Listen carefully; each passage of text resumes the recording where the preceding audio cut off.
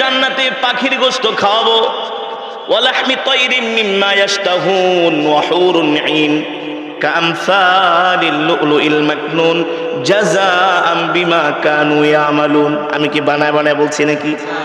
আল্লাহ জান্নাতীদেরকে পাখির গোশত খাওয়াবেন। এমন সুন্দরী হুর আল্লাহ তাআলা আপনাকে আমাকে দান করবে, আনত নয়ন হুর, এমন করে তাকাবে, তাদের চোখ দুটি দেখলে নয়ন জুড়িয়ে যাবে। আল্লাহু আকবার। আল্লাহর নবী সাহাবীদেরকে জান্নাতের গল্প শোনাচ্ছেন, জান্নাতের বর্ণনা দিচ্ছেন সাহাবীদেরকে। নবীজি সাল্লাল্লাহু আলাইহি ওয়াসাল্লাম বলে, আমি যখন জান্নাতে ঢুকলাম দেখি একটা হুর, এক পলক শুধু হুরের দিকে আমার চোখ পড়েছে। আমি লজ্জায় আমার চোখ দুইটা অবনত করে রেখেছি, নিচের দিকে আমি তাকিয়েছিলাম।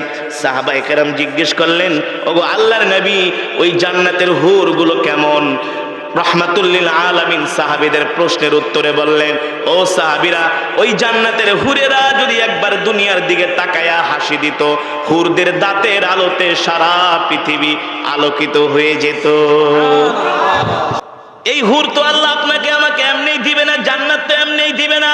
জান্নাত পাওয়ার জন্য কোরবানি করতে হবে, জান্নাত পাওয়ার জন্য নিজের জীবনের সব কিছু মালিকের জন্য বিলিয়ে দিতে হবে। রাসূলের হাদিস, মান তাশাব্বাহা বিকওমিন ফাহুয়া মিনহুম।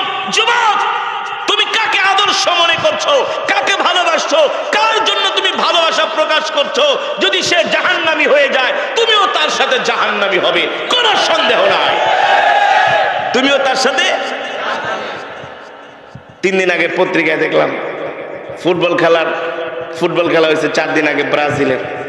তো ব্রাজিল দল জিতছে, দল জেতার পরে ব্রাজিলের সমর্থকরা কয়, দোস্ত আজকে তো আমগো দল জিতছে। কাহা তাহলে তো একটা পার্টি করা দরকার। কি খাইবা? কয় আসো আমরা খাসির বিরিয়ানি বানাই। এখন সব এলো ইন্টার 9-10 পোলাপান, ওদের পকেট তো আর পয়সা নেই।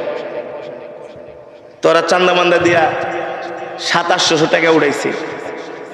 কয় দোস্ত এতে তো খাসির মশলার টাকা হইব না। কয় পোলাও চাইলে আমি ঘরের থেকে চুরি করে এনে দিই, মশলার টাকাটা জমায়া অনগতে খাসি বেবা কই। আমগো পাশের গ্রামে পরে ব্রাজিলের সমর্থক খাসি চুরি করতে যায় ধরা গেছে, গায়ে আবার ব্রাজিলের গেঞ্জি। কয় কিরে, খাসি ছাগল ধরে টান দিছে আর ছাগলে আওয়াজ করে বুঝেন নাই? মালিক গেছে ওইটা আয়া পিছন থেকে ধরছে। এখন দেখে পরিচিত, কিরে তোরা? চাচা আমগো দল জিতছে তো খাসির বিরিয়ানি খাবো। জানেনই তো, আপনার তো অনেকগুলো আছে, একটা নাহলে নিলাম। অন্ত পিঠ মোড়া বাঁধছে, অন্ধে গায়ে ব্রাজিলের গেঞ্জি। মানে আর্জেন্টিনার পোলাপানকে দেখছো, ব্রাজিলের সমর্থকরা ছাগল চুরি করতে আইছে। হারামের আরাম নাই, হারামের কি নাই? বিশ্বাস করেন, যারা আজকে খেলার পিছনে দৌড়াচ্ছে তারা কপাল থাবড়াবে, আঙ্গুল কামড়াবে, আঙ্গুল আঙ্গুল। হাসরের ময়দানে আঙ্গুল কামড়াবে।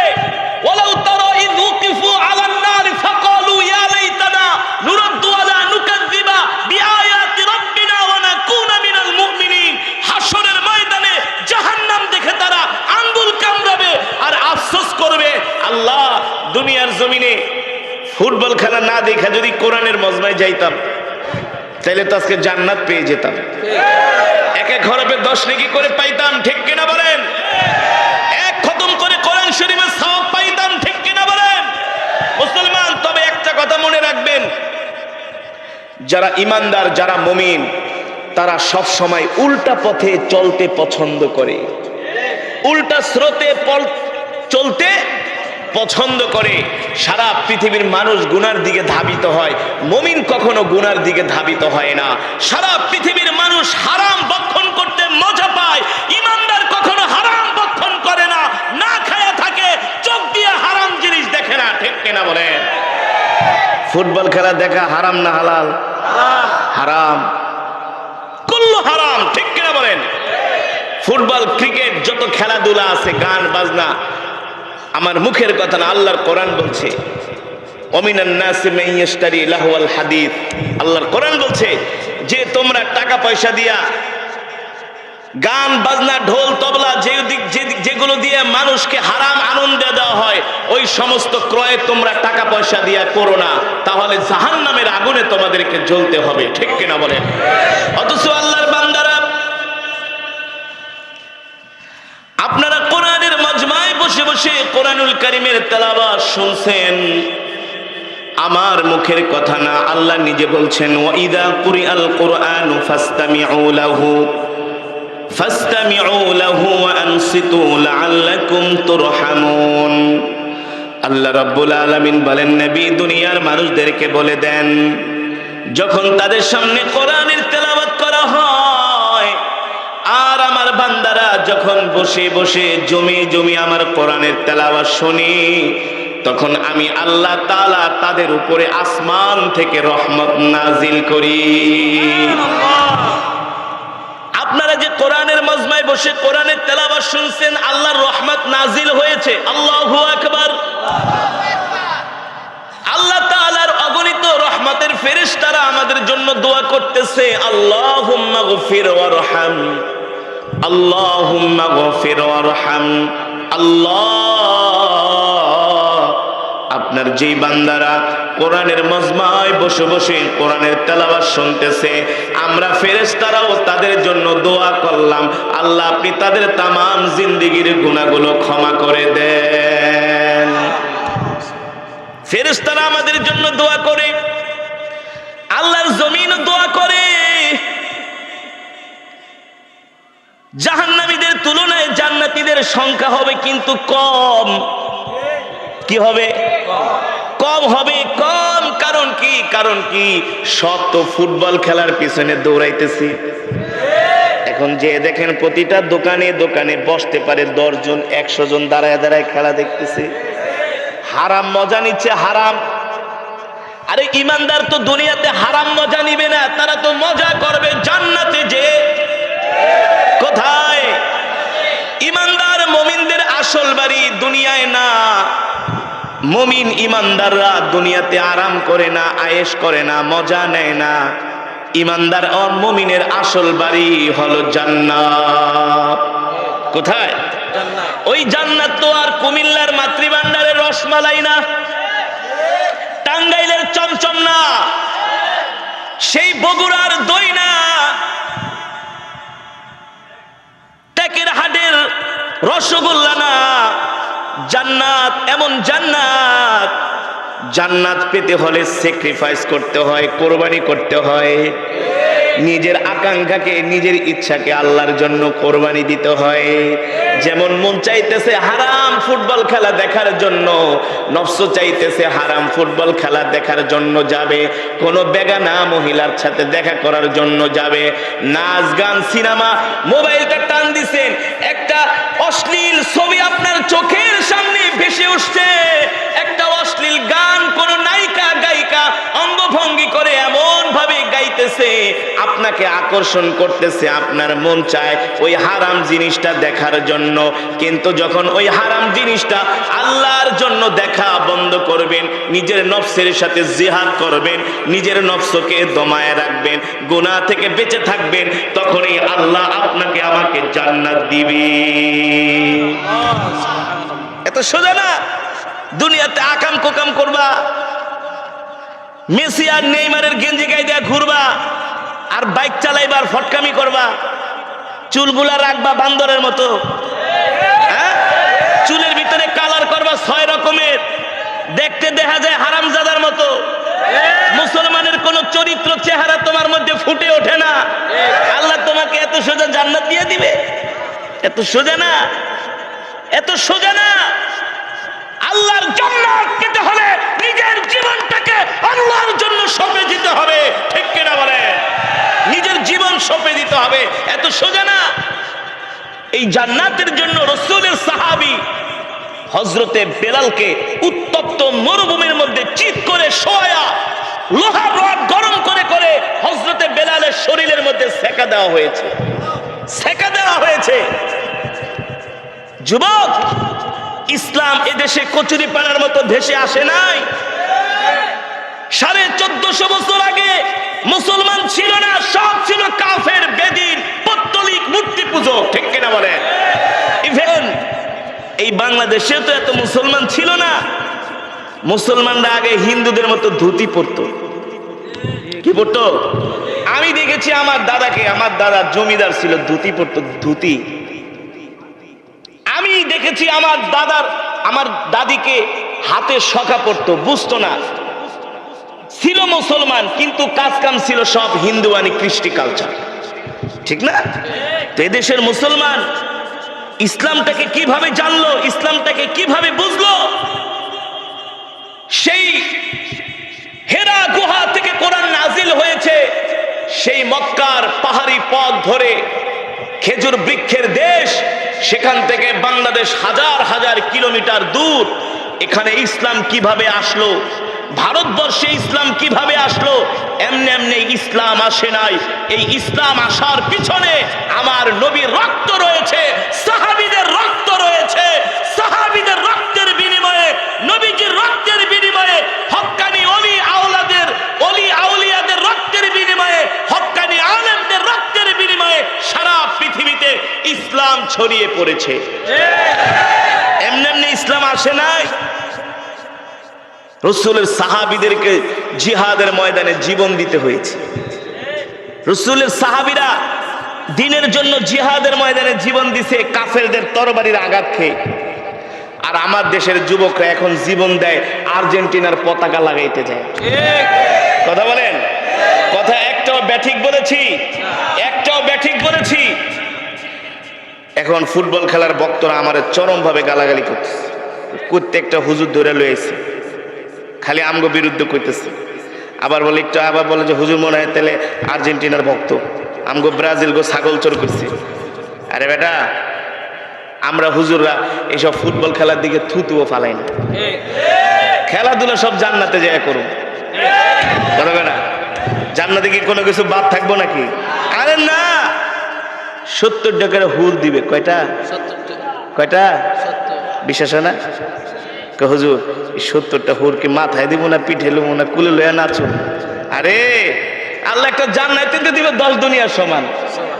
ফর এক্সাম্পল, কোটি কোটি টাকার মালিক ডুপ্লেক্স বাড়ি বানাইছেন 10-12টা, প্রাডো গাড়ি, মার্সিডিজ, টাকা পয়সা, ডলার, কোনোটার অভাব নাই।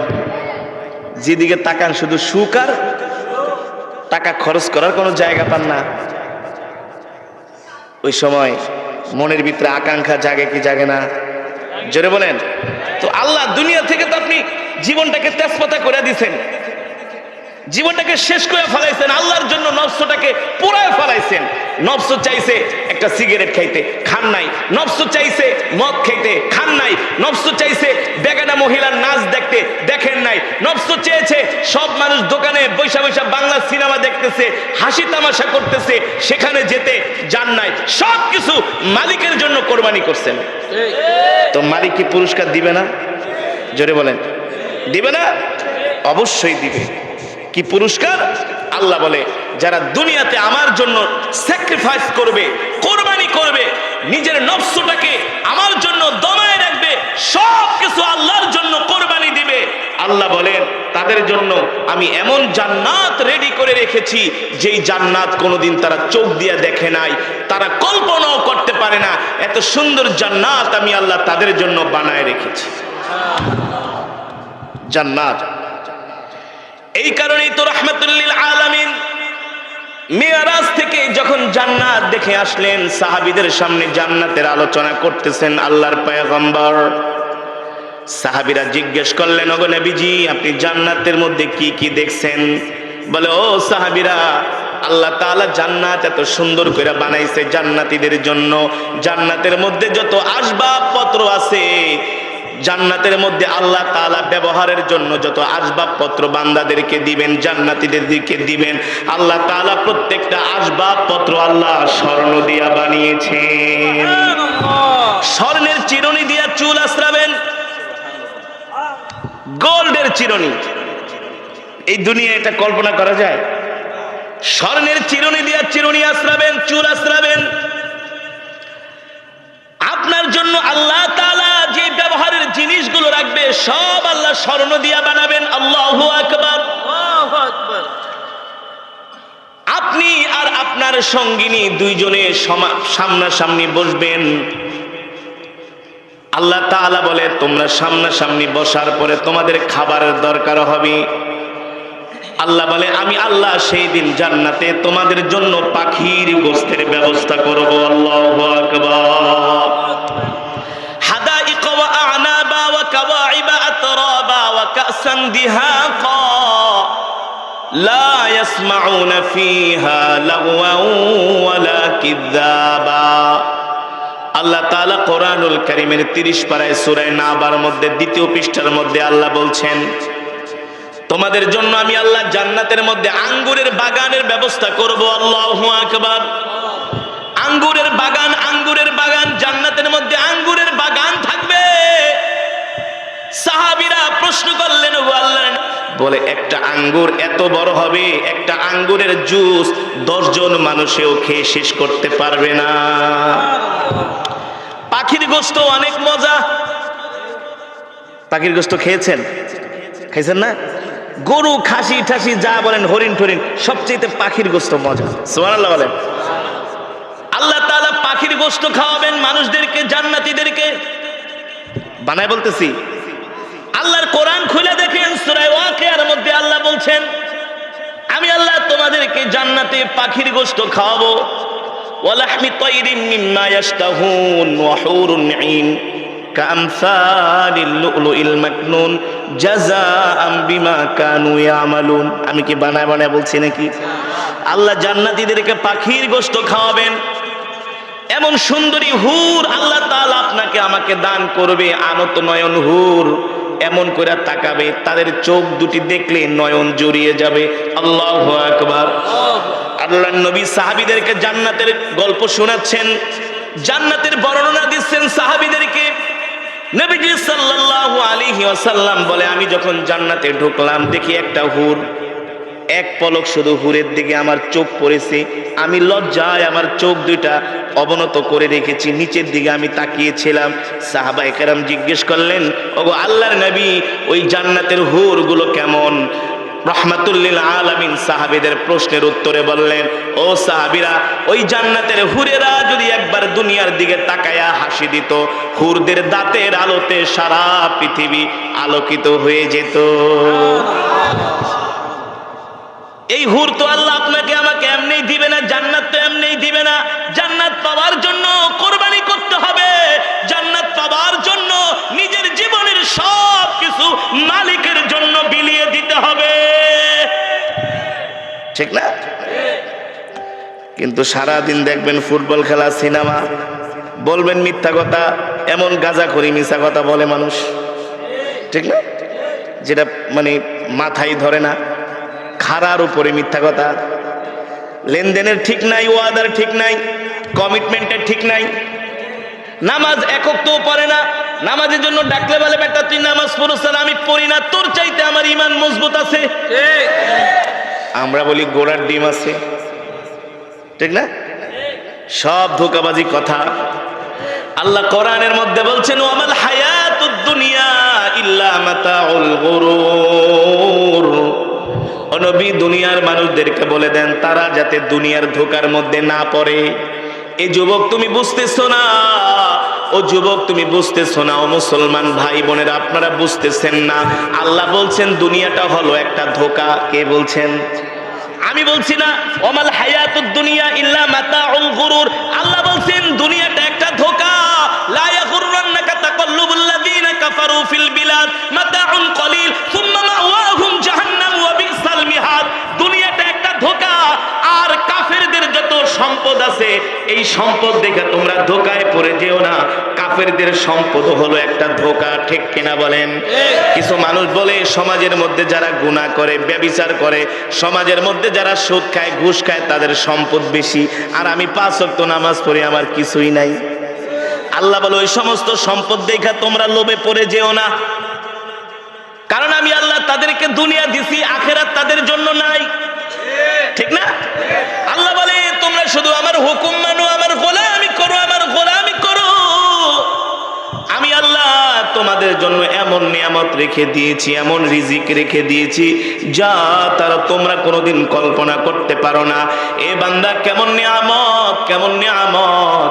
আমি আল্লাহ যেই দিন তোমাদেরকে জান্নাতের মধ্যে ঢুকাবো, আসলেই তোমরাই হলাই আসল সফল কাম, তোমরাই হলা সফল, তোমরাই হলা সফল। যারা জাহান্নামী তারা হলো চরমের মতো ব্যর্থ, ঠিক কিনা বলে? ফামান যুহজিহা আনিন নারি ওয়া উদখিলাল জান্নাতা ফাকাদ ফাস। আল্লাহ তাআলা বলে যারা জাহান্নাম থেকে বেঁচে জান্নাতে হয়ে যাবে তারাই হলো আসল সফল কাম, আর তারাই সফল কাম হবে, তারাই জান্নাতি হবে। এই দুনিয়ার জমিনে যারা 5 ওয়াক্ত নামাজ পড়বে, আল্লাহর হুকুম মানবে, আল্লাহর ভয়ে যারা হারাম জিনিস চোখ দিয়া দেখবে না, আল্লাহর ভয়ে যারা গুনার দিকে যাবে না, আল্লাহর ভয়ে যারা গুনাহ করবে না, আল্লাহ বলেন তারাই হলো সফল কাম, ঠিক কিনা বলে? এ কারণে আল্লাহর বান্দারা হতাশ হওয়ার কোনো কারণ নাই, পেরেশান হওয়ার কোনো কারণ নাই। অনেক মানুষ ওয়াজে গেলে আয়েশা কে, হুজুর একটার পর একটা শুধু রোগ আসতেই থাকে, একটার পর একটা রোগ, অভাব লেগেই আছে, বিপদ একটার পর একটা গ্রাস করে ফেলছে। ও ভাই, আপনি আর কি রোগে আক্রান্ত? পয়গম্বর আইয়ুব আলাইহিস সালাম 3 যুগের উপরে অসুস্থ ছিলেন, ঠিক না? 18 বছর, কোন কোন বর্ণনায় আসছে আরো বেশি তিনি অসুস্থ ছিলেন। তা আপনি আমি 18 বছর তো দূরের কথা, 1-2 মাস, 1 বছর 6 মাস অসুস্থ থাকলে একেবারে শেষ, যে আল্লাহ আমার দিকে ফিরেও তাকায় না, ঠিক না? বলে যে আমরা দোয়া করি না, আমাদের দোয়া কবুল হয় না, হতাশ হয়ে যায়। হুজুর এত পরীক্ষা কেমনে, এত পারা যায়? জাতির পিতা ইব্রাহিম আলাইহিস সালামকে নমরুদ আগুনের মধ্যে ফেলেছিলেন। 1 দিন, 2 দিন, 3 দিন, 4 দিন, 5 দিন না, 40টা দিন আগুনের মধ্যে ছিলেন। কতদিন? 40 দিন। কতদিন? 40 দিন। হুজুর এই ওয়াজ মাহফিল করতে যায় এত কষ্ট হইছে, হুজুর এত কষ্টকে সহ্য করা যায়? শুধু একটা ওয়াজ মাহফিল করতে যায় এই অবস্থা। অনেক জায়গায় গেলে যুবকরা এসে করে, হুজুর জীবন শেষ, তুমি এটুক করে হাঁপায় গেছো। রাসূলের সাহাবী হযরত তালহা আল্লাহকে খুশি